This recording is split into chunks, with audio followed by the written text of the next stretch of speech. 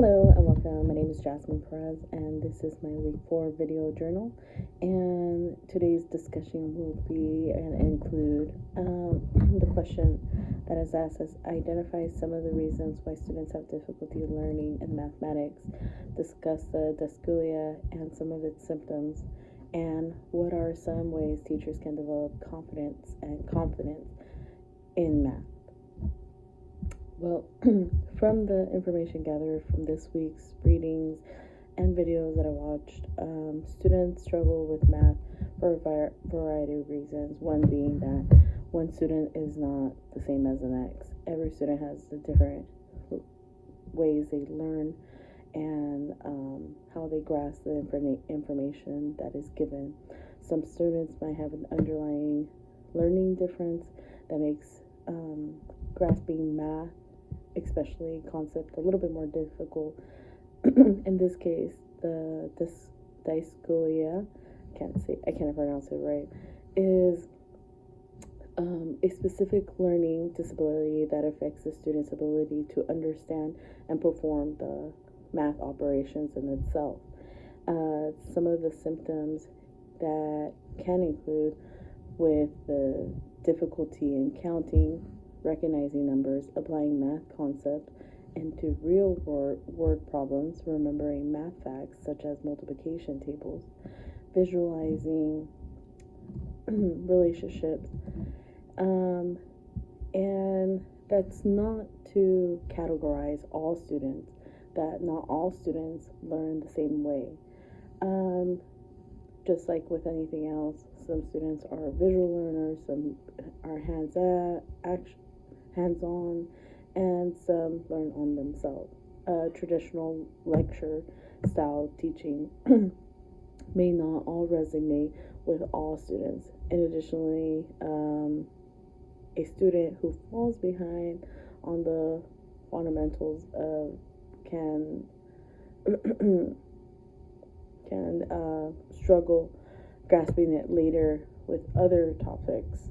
Some of it also can attribute to anxiety, math anxiety. I know I've had that when I was in grade school and trying to grasp the multiplication facts. You had to do like 20 multiplication facts within like a minute and a half, and just the thought of it just had me worked up. And that's something I can see in my my child. She's a third grader this year, and the whole year, that's all they worked on is multiplication facts, and her anxiety level was out the roof. She would bite on her nails, and she would get overwhelmed because she knew the multiplications, but when it came down to the time test, she would freak out and just forget about everything she's learned. And something that I wished would be eliminated after 20 years, actually 20 plus years now, since I've been out of third grade. And but it's still something that they are teaching, and I think it has to do with just being able to recite the multiplication facts quickly, and it's just something that you already know. So with that said, some positive reinforcement that encourage the growth mindset as like praising the student and praising them in when they do something right, or when they actually pass their 20 question in under a minute, just to help them build that confidence and reassurance that they're able to do it. It just takes practice, and it's something that they'll eventually get. Also, building connections with math facts, just day-to-day activities, make it a part of your day, make it also part of their beginning work, just so